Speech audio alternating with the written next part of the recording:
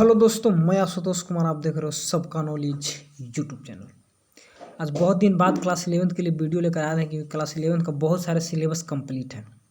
बस एक यूनिट बच चुका है मेरा नोट्स अनुसार, और एनसीईआरटी के अनुसार 2 यूनिट है, 3 चैप्टर बच चुका है जो टर्म 1 में आ रहा है। तो सोचे कि टर्म 1 में आते इसको कंप्लीट कर दे रहे हैं, उसके बाद क्लास 11th के चलेंगे।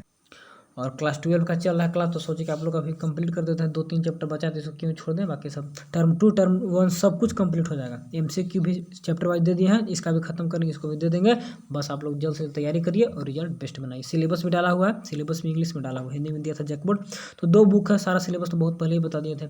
Indian economic development and statistics for economics, तो स्टैटिस्टिक्स फॉर इकोनॉमिक्स का सारा पार्ट कंप्लीट है, ठीक है। और उसके बाद एक एक वीडियो में एक चैप्टर कंप्लीट। आज भी हम लोग फुल चैप्टर देख लेंगे, आज ही इस वीडियो में पूरा चैप्टर कंप्लीट कर लेंगे, ठीक है।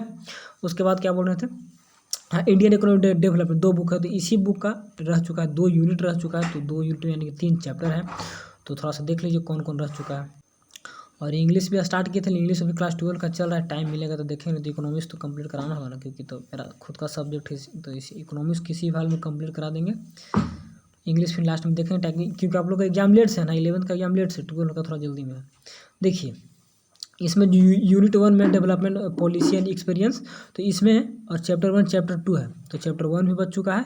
Indian economy on the eve of independence, तो इसको तो आज देख लेंगे, इसको तो आज खत्म करेंगे और कल इसको खत्म कर देंगे। यही थोड़ा सा बड़ा यूनिट है तो इसमें थोड़ा टाइम लग सकता है, इसमें मान ली टाइम लग सकता है, 2 दिन लगेगा। लेकिन उसके बाद इकोनॉमी रिफॉर्म एलपीजी पॉलिसी के बारे में यहाँ पढ़ेंगे, तो ये भी थोड़ा सा 2-3 दिन जब भी लगे तो चैप्टर को खत्म कर देंगे।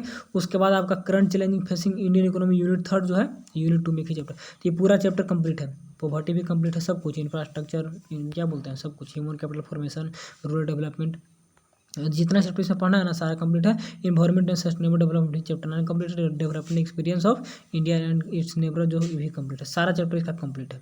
तो उस बच चुका है तो सिर्फ और सिर्फ unit 1 and unit 2।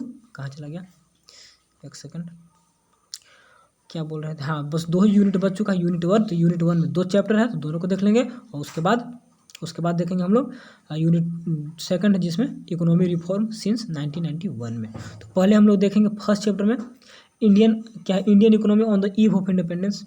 Eve of independence करने मतलब आज़ादी के शाम में, जिस दिन हम लोग आज़ाद हुए, तो उस दिन भारत का इकोनॉमी क्या था, इसके बारे में देखेंगे। क्योंकि देखिए आपको हिस्ट्री भी जानना जरूरी है, किसी भी काम को मान ली हिस्ट्री नहीं जानेगा। अभी आप कहाँ पर हैं, आप 10th कहाँ किए थे, ग्रेजुएशन कहाँ कर रहे हैं, या फिर कॉलेज कैसा था, उधर का परफॉर्मेंस कैसा था, उसी के अनुसार ही प्रेजेंट में काम किया जाता है। तो प्रेजेंट का इकोनॉमी क्या है, उससे पहले हम लोग पास्ट का देखना होगा ना, भारत पर कैसे क्या था, ठीक। उसके बाद आज़ादी के बाद फिर देखेंगे कि 50 से लेकर 90 का बीच में क्या हुआ, और 90 में ऐसा क्या हो गया, यहाँ से बांट के 91 में अलग रिफॉर्म किया, क्योंकि डेवलपमेंट हो नहीं रहा था, इसीलिए रिफॉर्म भयानक बहुत बड़ा लार्ज स्केल पे हुआ था, उतना सक्सेस नहीं हो पाया, कुछ हद तक था, तो इसके बारे में पढ़ेंगे।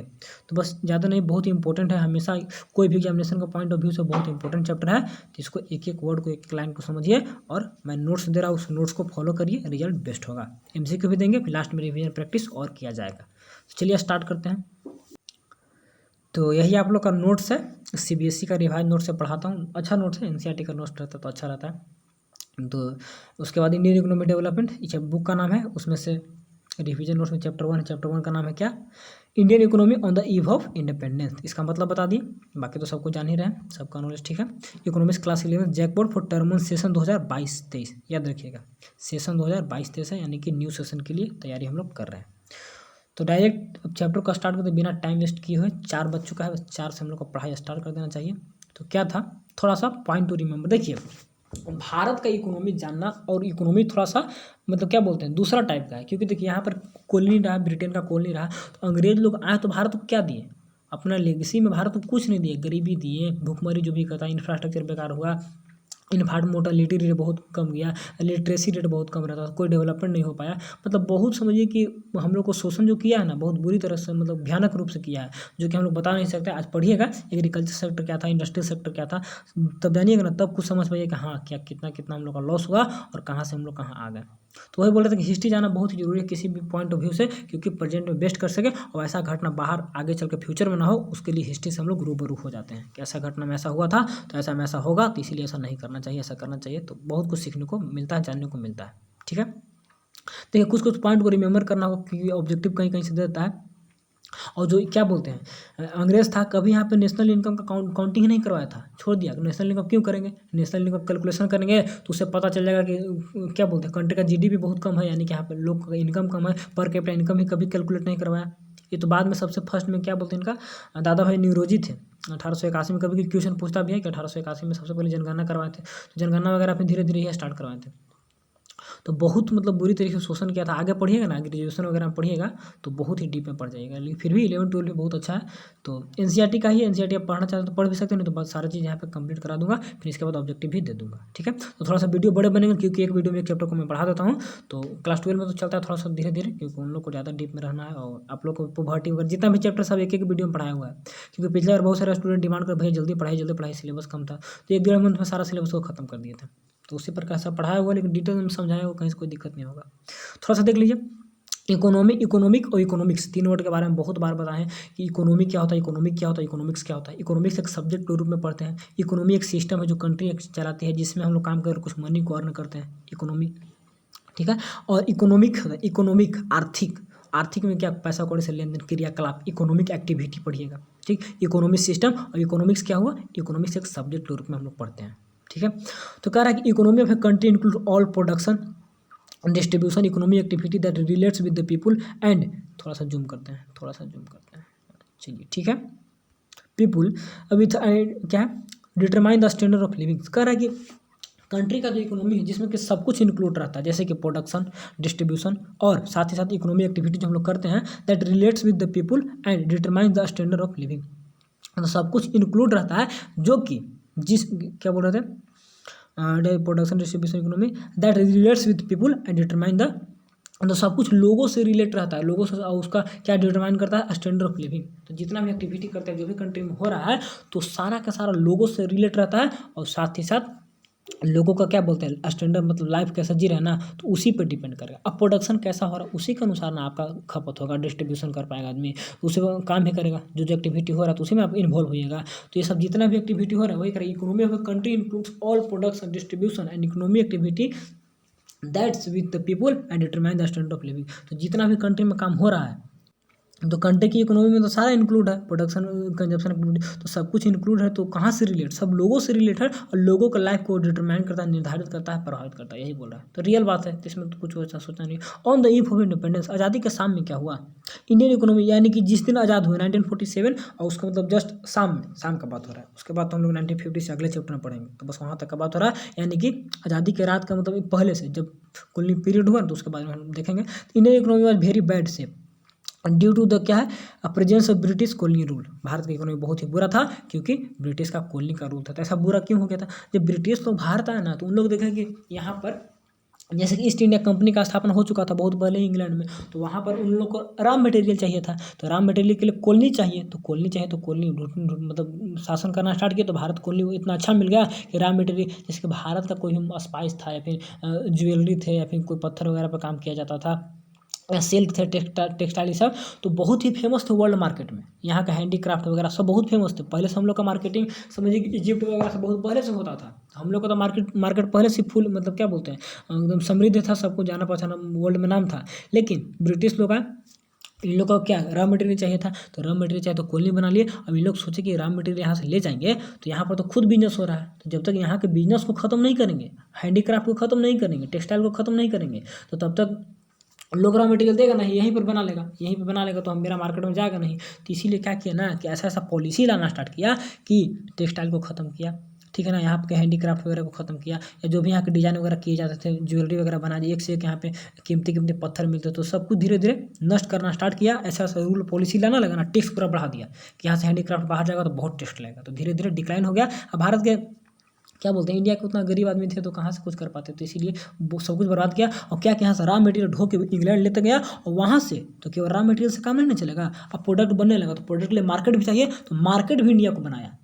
ध्यान दीजिएगा, यहाँ इंडिया समझिए इंडिया है, तो यहीं से रॉ मटेरियल ले गया इंग्लैंड, ठीक है, और यहीं पर फिनिश गुड बेच दिया। तो इंडिया को बस सिर्फ और सिर्फ क्या बना दिया, बस producer of raw material and consumer of finish good. बस तुम क्या हो, रॉ मटेरियल प्रोड्यूस करके दो और कंज्यूम क्या करो, बस जो मैं बना के दे रहा हूँ बस इतना ही में सीमित कर दिया। मतलब कितना हम लोग का मतलब उन्नति में था और कहाँ से कहाँ ला कर दिया। तो बस इसी के कारण हम लोग का बैड कंडीशन, इस लाइन को देख रहे हैं, सॉरी एक सेकंड, कहाँ था हम लोग, bad shape due to the presence of British, बस हम लोग का बैड शेप इसलिए था, इकोनॉमी भारत की इतना मतलब बुरा कंडीशन इसलिए था क्योंकि presence of British colony rule. British colony rule history अगर आप डीप में पढ़िएगा तो ज़्यादा क्लियर हो जाएगा क्या कैसे शोषित करता था हम लोग पे, ठीक है।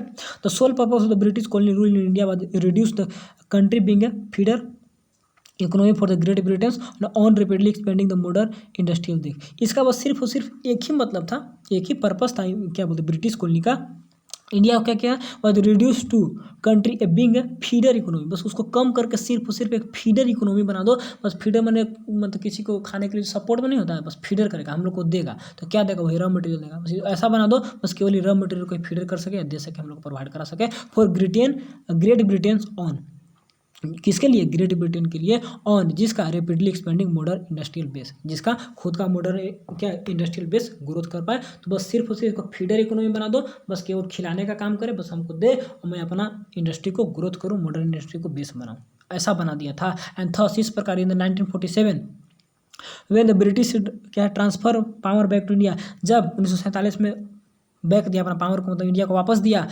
वी इनहेरिटेड क्रिपल इकोनॉमी, मतलब बहुत ही बुरी कंडीशन में हम लोग फंस चुके थे। जब कब दिया था, जब मतलब वापस दिया तो इतना हम लोग खोखला बना दिया था ना कि हम लोग कुछ न, मतलब अपंग जो होता है, क्रिपल का बोलते हैं तो अपंग हो जाए, कोई काम नहीं कर पाएगा, तो ऐसा इकोनॉमी बना कर दे दिया था। और उस समय फिर नेहरू वगैरह जी को बहुत फिर सोचना पड़ा कि कौन सा इकोनॉमिक सिस्टम लाए हैं, क्या बोलते हैं मिक्स, तो हम लोग अपना लिए थे, उसके बाद कैपिटलिस्ट सोशलिस्ट थोड़ा सोचना पड़ा कि कैसे क्या करें कि हम लोग का दोनों का हो, गरीब आदमी का भी काम हो, अमीर का भी काम हो, सब कुछ मिला कर चले। तो उस समय आज़ादी के समय हिस्ट्री में कहीं पढ़िएगा डीप में तो बहुत कुछ जानने को मिलेगा। तो यहाँ तो हम लोग ज़्यादा इकोनॉमी से फोकस करेंगे, लेकिन पढ़ना ही सब यहाँ पर है तो थोड़ा सा ध्यान देकर चलते रहना होगा। चलिए, अच्छा, condition in the Indian economy on the eve of independence. अब भारत का इकोनॉमी का क्या कंडीशन था, तो कंडीशन तो हम लोग एग्रीकल्चर सेक्टर देखेंगे, उसके बाद इंडस्ट्रियल सेक्टर, डेमोग्राफी का आगे चल के देखेंगे, इंफ्रास्ट्रक्चर देखेंगे, तो सब कुछ देखेंगे, तब क्लियर हो जाएगा कि क्या यहाँ पर इकोनॉमी के क्या कंडीशन थे। अगर वीडियो बड़े होंगे तो बस आज पार्ट 1 में और कल पार्ट 2 में इसको खत्म कर देंगे, ठीक है। तो देख लेते हैं कितना बड़ा क्या होता है, उसके बाद ही देखिए समझना जरूरी है। भाई इंटरनल बात को नहीं समझिएगा ना तो थ्योरेटिकल में लिख नहीं पाइएगा, ऑब्जेक्टिव में तो कर दीजिएगा, आगे चल के एग्जाम में थ्योरेटिकल में नहीं लिख पाइएगा। तो डीप नॉलेज होना चाहिए ताकि अभी से लेकर आगे तक पढ़ते रहें, बात समझ रहे हैं ना। चाहिए तो low level of agriculture productivity. अब ऐसा क्यों था, क्योंकि भारत में देखिए, भारत में ऐसा क्यों था कि लो लेवल, क्योंकि ज़्यादातर लोग तो एग्रीकल्चर में एक्टिविटी थे, 80%, मोर देन 80% एग्रीकल्चर में थे, बहुत ही बच्चा कुचा थे, तो अब ज़्यादातर और आगे थे, 85 तक पहुँच गए थे, क्योंकि हैंडीक्राफ्ट को खत्म कर दिया और क्या बोलते हैं टेक्सटाइल कपड़ा मिल वगैरह खत्म कर दिया, तो सब कुछ खत्म कर दिया। फिर प्रोडक्शन में करवाने लगा क्या, कैश क्रॉप करवाने लगा था। कैश क्रॉप में जैसे कि शुगर के क्या बोलते हैं, जूट हो गया, कपास वगैरह जो होता है, उसके बाद टी कॉफ़ी वगैरह, तो ये सब प्रोडक्शन वाला कोर्स को खत्म उसमें करा दिया, तो सबको एग्रीकल्चर में जाने पड़ा। एग्रीकल्चर में जाना पड़ा तो क्या करें, वहाँ पे 85% लोगों का वहाँ पर कंट्रीब्यूशन बढ़ गया, बहुत ही कम थे हम लोग क्या बोलते हैं टर्सरी और सेकेंडरी सेक्टर में, सब प्राइमरी में चले गए, लेकिन फिर भी प्रोडक्टिविटी लो था। क्यों था लो, देखिए यहाँ पढ़िएगा तो समझ में आ जाएगा। Agriculture productivity become very low and this stagnation in agriculture sector was mainly due to system of land settlement and were introduced by British for the government। ऐसा इसलिए था ना, स्टेगनेट में रुका हुआ इकोनॉमी भारत का एकदम समझिए कि एग्रीकल्चर वगैरह जो भी था ना, इकोनॉमी एकदम रुका हुआ था, फंसा हुआ किसी जाल में। ऐसा क्यों था, क्योंकि ब्रिटिश के इंग्लैंड का जो सिस्टम था, उस सिस्टम को चाहे, उस सिस्टम का नाम था लैंड सेटलमेंट, या इसको जमींदारी सिस्टम भी बोलते हैं। जमींदारी सिस्टम में क्या किया, देखिए ब्रिटेन जो आया था यहाँ पर तो उसको पहले रेवेन्यू यहाँ से मिलता था एग्रीकल्चर सेक्टर से, तो रेवेन्यू ऐसा मिलता था, ऐसे क्या बोलते हैं, उसका जो रेवेन्यू का पैटर्न था ऐसे था, ऐसे ऐसे ऐसे करके ऐसे कभी खुशी कभी गम वाला पैटर्न था, कभी इतना मिल जाता था, कभी इतना मिलता था, कभी ऐसे ऐसे करके मिलता था। तो ब्रिटेन बोला ना कि इतना हमको ऐसे काम नहीं चलेगा, हमको फिक्स चाहिए, हमको फिक्स रेवेन्यू चाहिए, ऐसे नहीं कि कभी 100 रुपये मिल गया, कभी 70 रुपया, कभी 120, ऐसे करके नहीं, हमको फिक्स रेवेन्यू चाहिए। किसान के लिए कुछ हो, किसान के घर में बेटी का शादी हो या किसान के घर में अकाल पड़ जाए, कुछ भी हो जाए, हमको मतलब नहीं, हमको फिक्स चाहिए तो फिक्स चाहिए। इसमें क्या किया कि एक सिस्टम लाया, जैसे कि आपको डेट तो मेरा क्लियर अभी नहीं आ रहा है, शायद 1990 तक का फिक्स कर दिया था। 1772 में वेरन हस्टिंग आए थे ना, वेरन हस्टिंग आए थे, लेकिन वेरन हस्टिंग इंट्रोड्यूस नहीं किए थे। थोड़ा नाम वगैरह देख लीजिएगा, जमींदारी सिस्टम लोड करने वाली है, पता नहीं नाम याद नहीं आ रहा है, तो उन्होंने इंट्रोड्यूस किया था। तो भारत का जो पहले का रेवेन्यू का सिस्टम था 1972 से 90 के बीच की बात करें तो ऐसा था। तो बोला ना क्या, ब्रिटिश के जो अधिकारी वो लोग बोले कि देखिए हम क्या करेंगे, हम एक सिस्टम लाएंगे, ऐसा सिस्टम लाएंगे, एक बेस ईयर मानेंगे, हम 1965 को बेस ईयर मान लेते हैं, ठीक, 1765 को बेस ईयर मान लिया।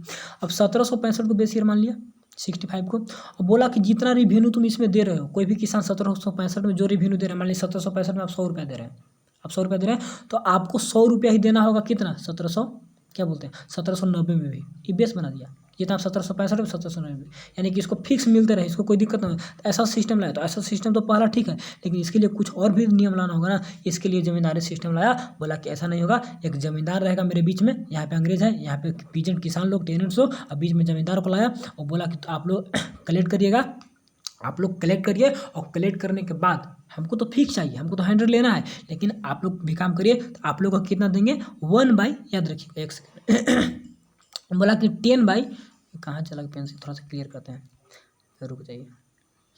बोला कि 10/11 हमको देगा रेवेन्यू का, और 1/11 तुम रखेगा।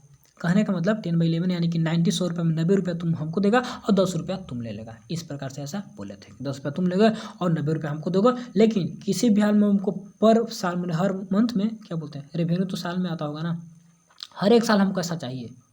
किसान को कुछ भी हो उससे मतलब नहीं, इसलिए जमींदारी सिस्टम लाया था। और जमींदारी सिस्टम के कारण अब मान ली किसान में प्रोडक्शन नहीं हुआ, सूखा आ गया, या कभी प्रोडक्शन किसी कारण बर्बाद हो गया, तो क्या होगा? इसको तो देना है, इसको तो कर्ज लेकर दो, कहीं लेकर दो। तो धीरे धीरे एग्रीकल्चर सेक्टर खोखला होता गया, ज़्यादा लोग उसमें काम भी कर रहे थे और प्रोडक्टिविटी भी लो आ रहा था, कुछ ही बच रहा था, मतलब किसानों को कुछ मिल ही नहीं रहा था, सब बस केवल लैंडलॉर्ड को और साथ ही साथ ब्रिटेन के अधिकारी लोग को मिल रहा था। तो ये सिस्टम बहुत ही बुरा हुआ।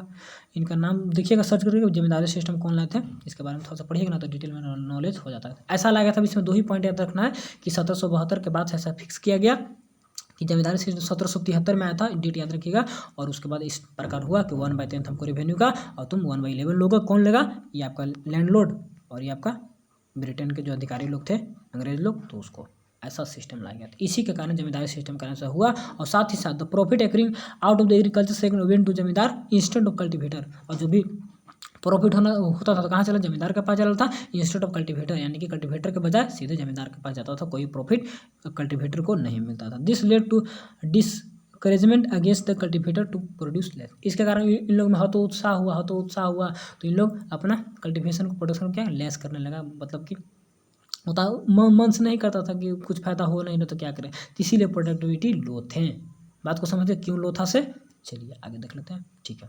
चलिए हाई, एक सेकेंड, अभी टाइम है तो थोड़ा सा आराम से पढ़ लेंगे ना, अब टाइम नहीं रहता तो हाल खत्म करते हैं। टाइम है अभी तो आराम से ही पढ़ेंगे, 12 वालों को भी आराम से पढ़ाएंगे, टाइम है अच्छे से पढ़िए। एक बोला तो भाई एक ही वीडियो में पूरा चैप्टर खत्म कर देंगे, चैप्टर खत्म करने के लिए कर देंगे, लेकिन 1 शॉट रिवीजन जब लास्ट में करवाएंगे ना तो सब करवाएंगे। अभी बस पढ़ लीजिए ना, अभी टाइम है तो क्या क्या जा रहा है थोड़ा सा एक्स्ट्रा पढ़ने में, ठीक है। चलिए कहीं से घुमा के इंटरनल है तो कहीं से दे सकता है, ठीक। कर आगे, हाई इंडिपेंडेंस ऑन मानसून, ये भी था हाई, सॉरी मिस्टेक हो गया, dependence on monsoon. Productivity low होने का कारण एक और भी कारण था कि क्या बोलते हैं, एग्रीकल्चर सेक्टर का कहाँ था हम लोग, हाई एग्रीकल्चर सेक्टर में पहला तो ऐसा था। दूसरा था कि ज़्यादातर लोग एग्रीकल्चर में कहाँ पे, मानसून पर आज भी डिपेंड है। भारत में देखिएगा तो आज भी 60-70% लोग मानसून पर ही, बहुत ही कम ही के पास मोटर मशीन जो भी होता है। तो agriculture sector was mainly dependent on monsoon ज़्यादा था। No effort was even made under the British rule development of permanent means of irrigation. और ब्रिटिश रूल के अंदर कोई भी ऐसा कोई परमानेंट मीन्स ऑफ इरीगेशन का कोई डेवलपमेंट नहीं हो पाया था, नहीं करवाया था उन लोग भी, ठीक है। इसीलिए आज तो फैसिलिटी बहुत सरकार कर दी हम लोग, लेकिन ब्रिटेन में ऐसा, इंग्लैंड लोग कुछ मतलब क्या, अंग्रेज लोग कुछ नहीं किए। लेक ऑफ प्रॉपर इनपुट का भी कमी था। आज जितना फर्टिलाइजर अवेलेबल है उस समय उतना नहीं था। लो लेवल ऑफ टेक्नोलॉजी भी कम था। लेक ऑफ इरीगेशन फैसिलिटी, ठीक है। नेग्लिजिबल यूज ऑफ फर्टिलाइजर का बहुत ही मतलब कम मात्रा में, ना मात्रा का यूज होता था। एड टू, जब क्या बोलते हैं ग्रीन रेवोल्यूशन आया था ना तो उसके बाद थोड़ा सा फर्टिलाइजर वगैरह का ज़्यादा प्रोडक्शन क्या बोलते हैं उसका यूज होने लगा था। Added to aggregate pride of the farmers. और ये सब मिलाकर लास्ट में कंक्लूजन यही करेंगे, जो किसान थे वो काफ़ी प्लाइट में थे, दुर्दशा में थे। And contribute to the dismal level of agriculture productivity. और एग्रीकल्चर प्रोडक्टिविटी में एकदम डिसिमल लेवल पर कंट्रीब्यूशन इन लोग करते थे, मतलब पॉइंट में कंट्रीब्यूशन रहता था इन लोग को। क्या करेगा, ना इरीगेशन फैसिलिटी है, ना कुछ टेक्नोलॉजी है, ना कुछ इरीगेशन, कुछ भी नहीं है, ना वो फर्टिलाइजर वगैरह यूज़ कर रहा है, तो क्या करेगा। क्या एरोडेग्रेड प्लाइट ऑफ द फार्मर का दुर्दशा बहुत ही बेकार हो चुका था, इसलिए उन लोग प्रोडक्शन कम कर रहा था। इस टाइप के एग्रीकल्चर सेक्टर थोड़ा सा 2-3 को पॉइंट है, तो इसको माइंड में बैठा कर रखिएगा, तो इससे क्या बोलते हैं रिजल्ट बेस्ट होने का चांस रहता है। सब्जेक्टिव तो है नहीं, सब्जेक्टिव में सब देता था लिखने के लिए, तो ऑब्जेक्टिव है तो कोई दिक्कत उतना होना नहीं चाहिए। चलिए इंडस्ट्रियल सेक्टर को देख लीजिए क्या क्या इसमें कारण था।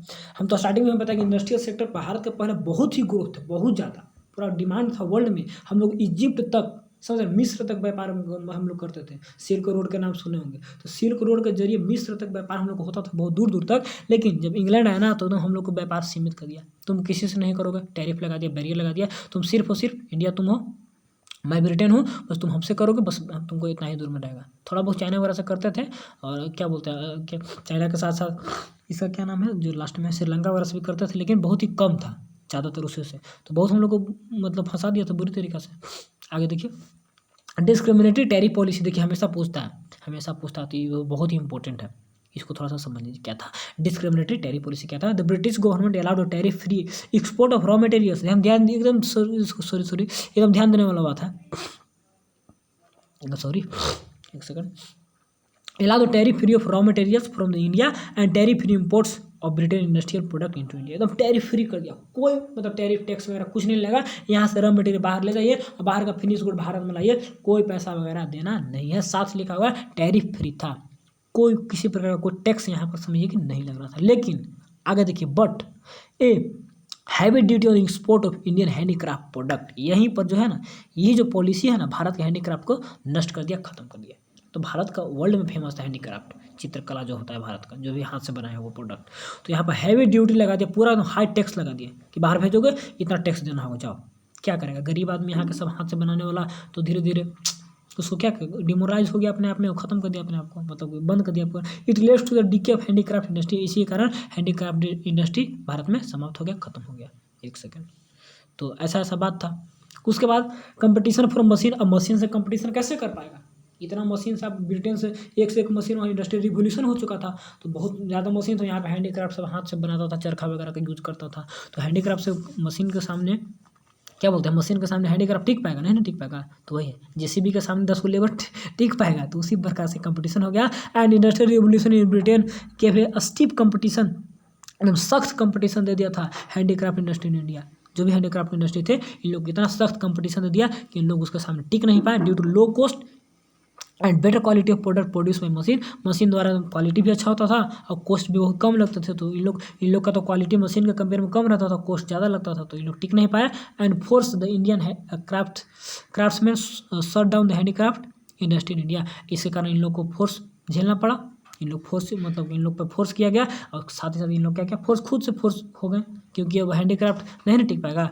तो साथ ही साथ कहाँ थे, product high quality produce by the machine and force the Indian craftsman to shut down. इन लोग को फोर्स किया तो अपनी दुकान को बंद करो, and handicraft industry in India सब कुछ समाप्त हो गया।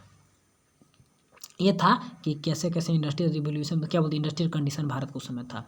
फिर आगे देख लीजिए, सेकंड लास्ट देख लीजिए क्या था।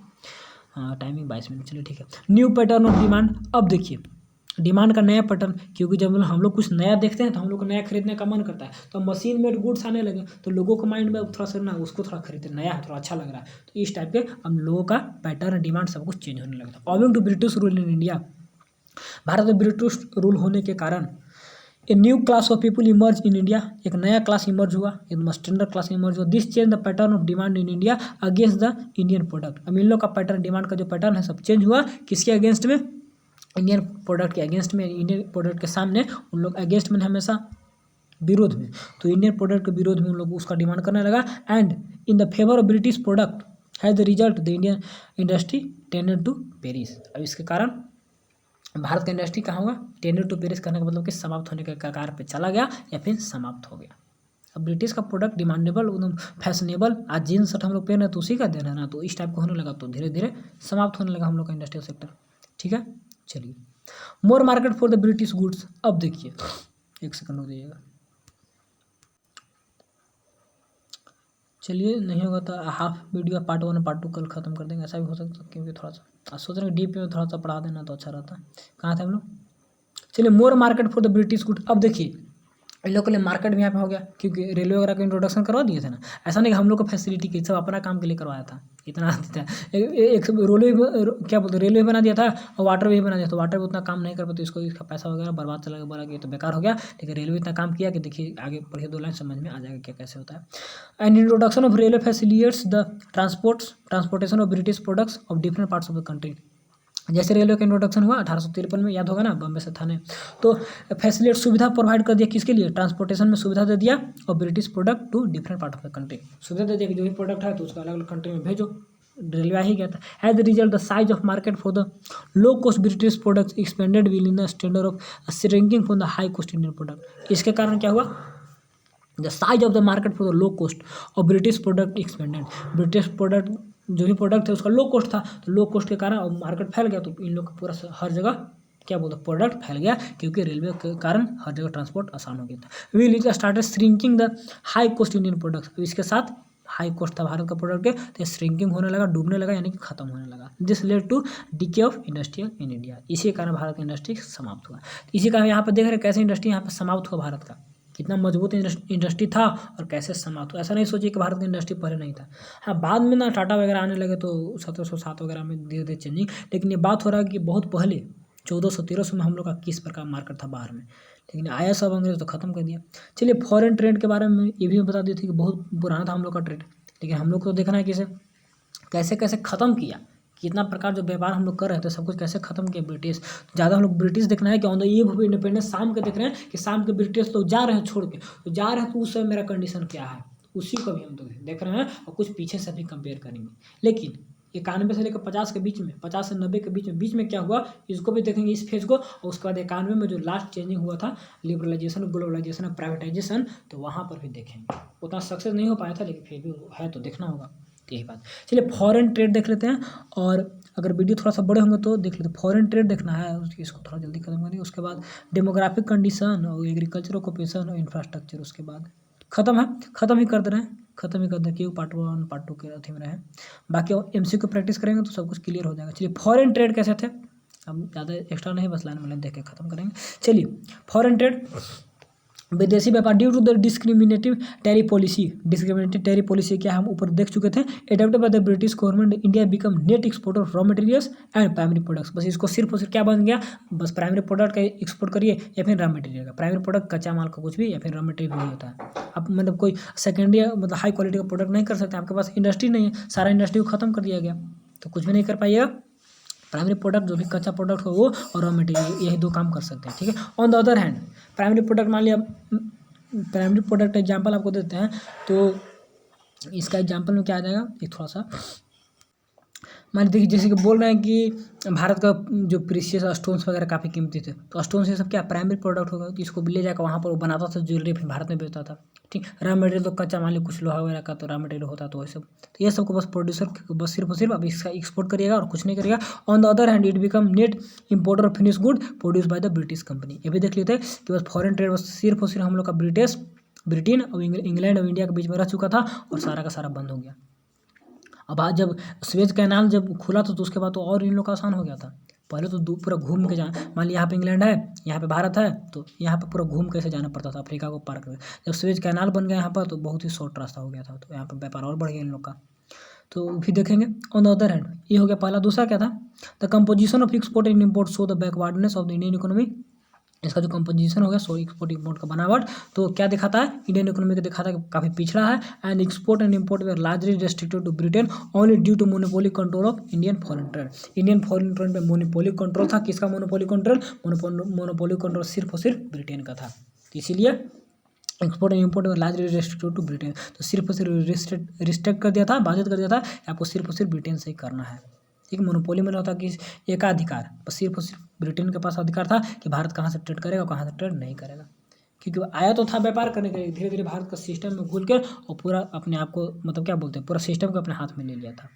तो ऐसा यहाँ पर सिस्टम चला देंगे। इसके बाद क्या था, एक सेकंड, तो इसके बाद देख लेते हैं। Surplus profit made for the account for the foreign trade during the British rule was distributed on the administration has been as war expense. जो भी ट्रेड से सरप्लस जो भी एक्स्ट्रा मिलता था इन लोग का, जो ही पैसा वगैरह आता था फॉरेन ट्रेड में ड्यूरिंग ब्रिटिश उस समय, तो क्या हुआ distributed on administration and has well has war expenses. जो ही पैसा उन लोग को मिलता था ना ब्रिटेन लोग को यहाँ से, तो सारे को सारा पैसा कहाँ खर्च करते थे, एडमिनिस्ट्रेशन पे, अपने सैनिक वगैरह पे, और साथ ही साथ जो भी वार में खर्च होता पैसा ना, युद्ध लड़ रहे थे, मान लीजिए first world war second world war सब कुछ हो रहा था, उस समय जो भी पैसा खर्च हो रहे थे तो सारा पैसा इन लोग यहाँ से भारत से जाकर वहाँ पर करता था। जब भारत में प्रॉफिट हुआ ना तो इसी का पैसा को वर्ल्ड में क्या बोलते हैं वर्ल्ड वार वगैरह में खत्म करता था।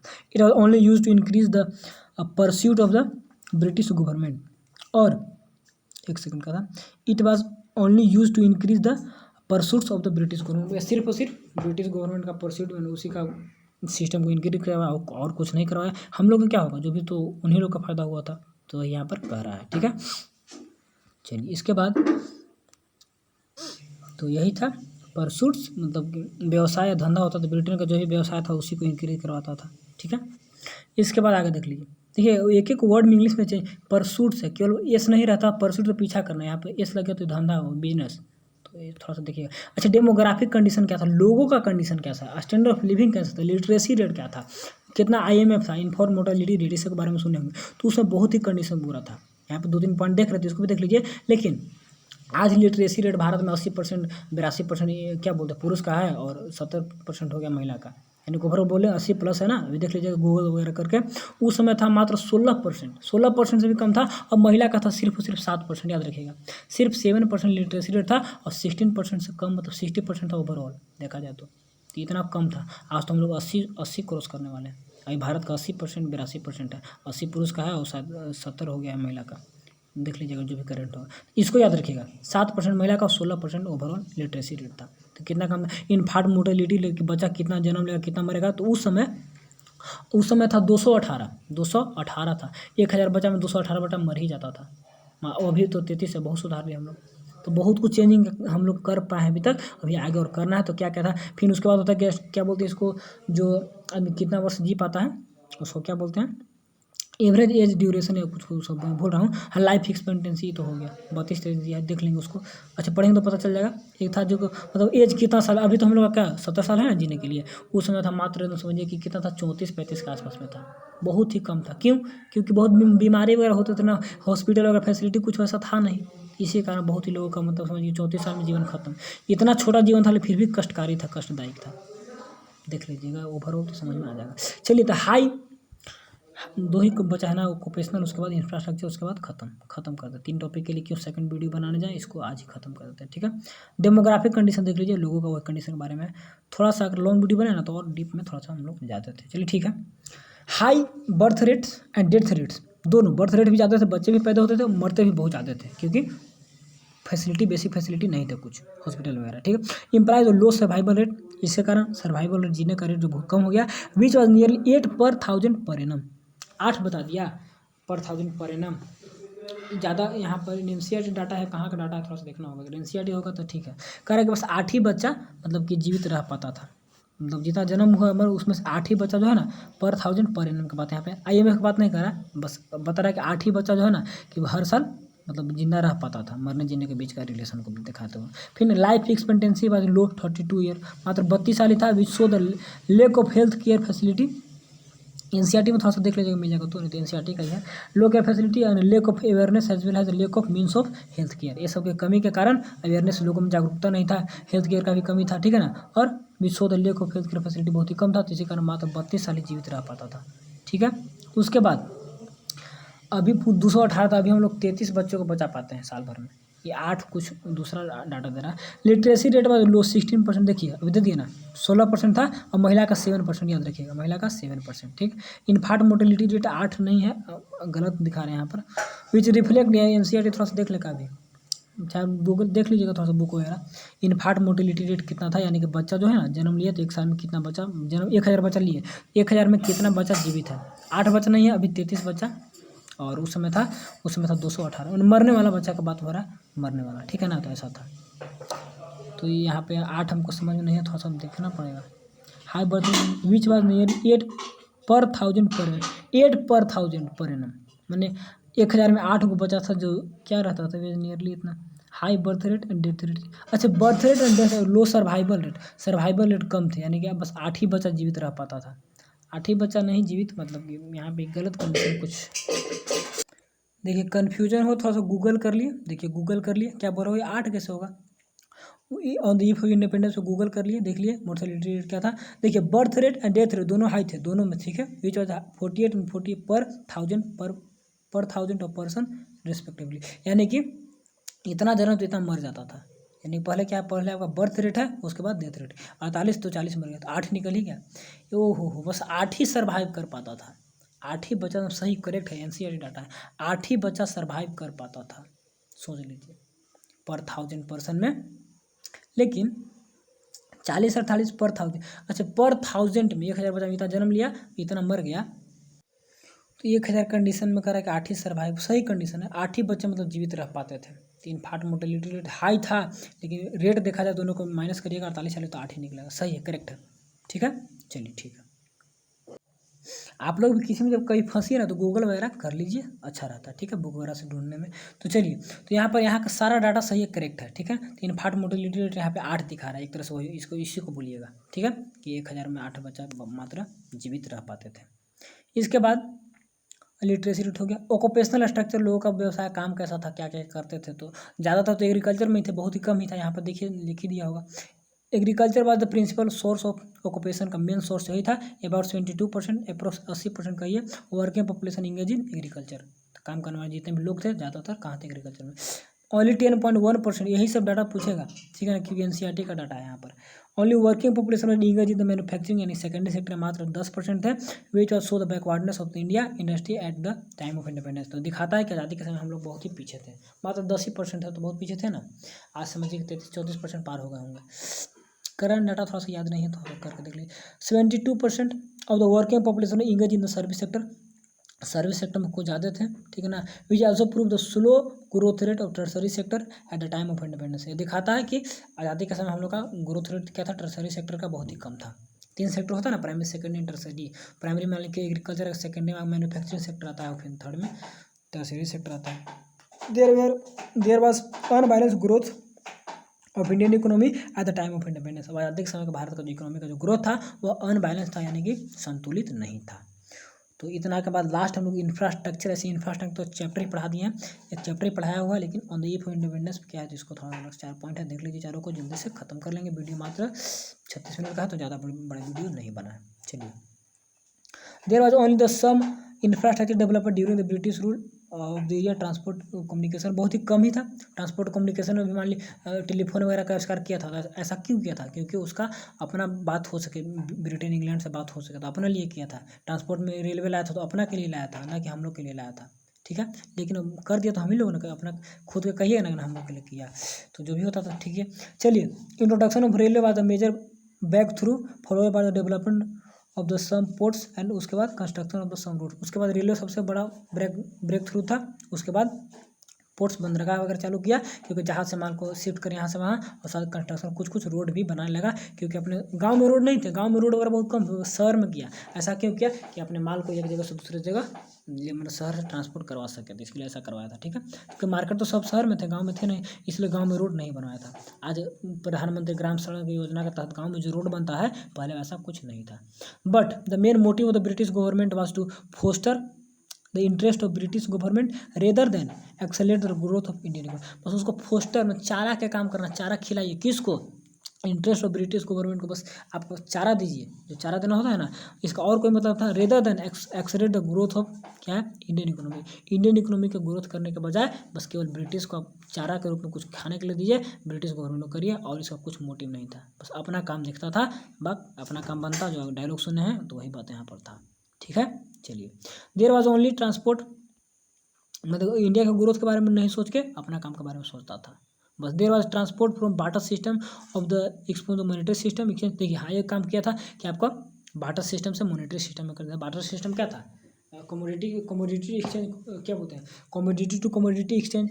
एक कमोडिटी को दूसरे कमोडिटी पे एक्सचेंज करके हम लोग लेते थे। मान लिया आपके पास कोई घोड़ा या गाय भैंस जो भी होगा, मवेशी है, और किसी के पास चावल है, तो उसको चावल देके, और जो भी आपका प्रोडक्ट है, प्रोडक्ट टू प्रोडक्ट एक्सचेंज होता था बार्टर सिस्टम में। तो बहुत ही प्रॉब्लम होता था उसमें। अब कितना आपके पास, मान लीजिए क्या बोलते हो, कुछ मान लिया आपके पास घोड़ा ही घोड़ा है, तो घोड़ा को कितना पार्ट दीजिएगा, कितना चावल खरीदिएगा, दिक्कत होता था ना। तो बहुत ही उसमें डिवीजन ऑफ प्रोडक्ट नहीं हो पाता था, बहुत दिक्कत था बार्टर सिस्टम का।